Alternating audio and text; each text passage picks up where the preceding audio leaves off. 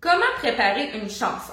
Aujourd'hui, je t'explique quelles sont mes étapes à moi lorsque j'apprends une nouvelle chanson.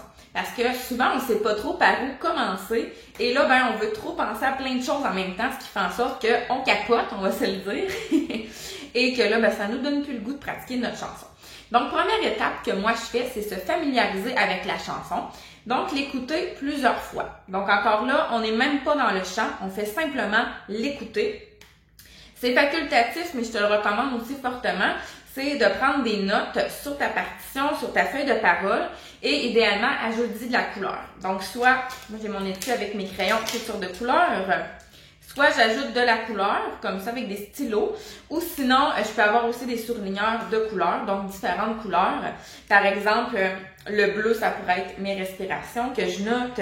Le mauve, le violet, le lilas, peu importe comment tu l'appelles, ça pourrait être les émotions. Donc, d'avoir différentes couleurs, tu pourrais même te faire un code de couleurs en haut de ta feuille. Donc, se familiariser avec la chanson, l'écouter plusieurs fois et aussi ce que je suggère, c'est de le faire en lip sync. Donc, tu n'as même pas nécessairement besoin de chanter, de réchauffer ta voix. La première étape, c'est vraiment de l'écouter souvent pour apprendre un peu qu'est-ce qui se passe au niveau du rythme, de la mélodie, mais aussi d'y aller en lip sync pour te mettre tranquillement les mots dans la bouche, le rythme dans la bouche. Donc, ça va être plus facile quand tu vas arriver pour la chanter. Donc, étape 1, se familiariser. Étape 2, lire les paroles puis essayer d'en comprendre le sens.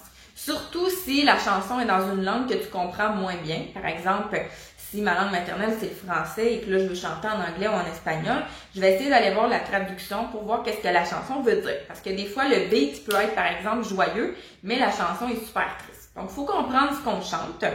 Et encore une fois, je peux mettre des petites notes à côté. Par exemple, l'émotion dans la marge qui est dégagée parce que c'est pas nécessairement la même émotion du début jusqu'à la fin de la chanson. Donc c'est de lire les paroles comme si je lisais un texte et d'y mettre l'émotion, justement comme si on était au théâtre. Ensuite, alors ça c'était l'étape numéro 2, lire les paroles. Étape numéro 3, alors c'est travailler le rythme. Par exemple, on peut chanter la chanson avec le rythme seulement. Donc, j'ai pas besoin nécessairement de chanter en tant que tel. Je pourrais juste lire les paroles encore une fois, mais en y ajoutant le rythme. Donc, ça va aider à placer déjà un petit peu plus la base. Donc, numéro 3, c'est travailler le rythme. Étape numéro 4, travailler la mélodie et travailler surtout les passages les plus difficiles de la chanson. Par exemple, s'il y a un seul petit bout, exemple de 30 secondes dans la chanson que j'ai de la difficulté, j'ai pas besoin nécessairement de toujours refaire la chanson du début. Je peux juste aller retravailler ce petit passage-là.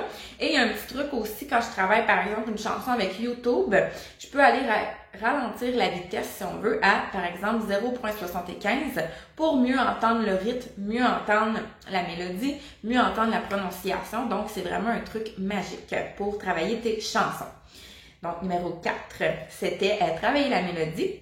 Numéro 5, chanter en ayant du plaisir. Évidemment, si c'est une corvée de chanter, ça sert à quoi de le faire? C'est important d'avoir du plaisir. Et on adapte la chanson aussi pour qu'elle nous colle à la peau. Donc, on ne veut pas nécessairement faire un copier-coller de ce qu'on entend du chanteur ou de la chanteuse originale. Donc, numéro 5, chanter en ayant du plaisir. Mais ça devrait être une étape qu'on fait à tout moment aussi. Numéro 6, essayer de chanter la chanson avec une piste instrumentale ou communément appelée karaoké. Donc, on peut en trouver une panoplie sur YouTube, entre autres. Il y a aussi des sites pour ça que je pourrais écrire dans la description de la vidéo que j'utilise régulièrement. Donc, numéro 6, essayer de chanter avec une piste instrumentale ou ça pourrait être aussi de se faire accompagner par un pianiste ou de s'accompagner soi-même. Numéro 7, ça c'est facultatif, mais c'est toujours le fun, ajouter des gestes convenant au texte de la chanson. Donc, on ne veut pas nécessairement chanter la chanson puis être comme ça, super raide, puis il n'y a aucune émotion, il n'y a aucun partage qui se fait avec le public, avec l'auditoire qui nous écoute. Donc, numéro 7, ajouter des gestes.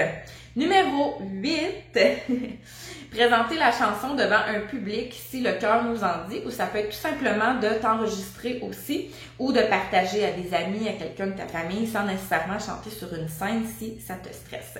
Mais il faut se souvenir que plus on va le faire régulièrement, moins ça va devenir stressant. Mais c'est sûr qu'on a toujours un petit peu d'adrénaline avant de monter sur scène et c'est bien normal. C'est tout à fait OK.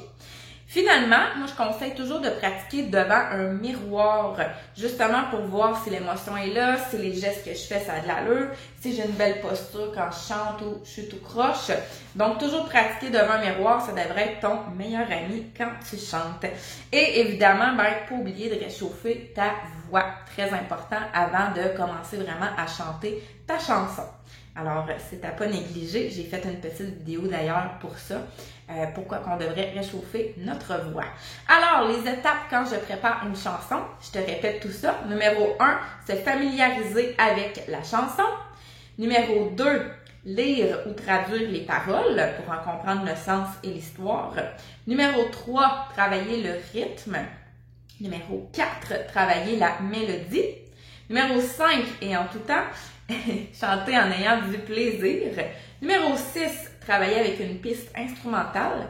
Numéro 7, ajouter des gestes. Et numéro 8, présenter la chanson devant un petit public. Alors voilà, c'est mes étapes personnelles pour préparer une chanson. Si toi aussi tu as d'autres étapes que tu voudrais me mentionner, tu peux m'en faire part dans les commentaires.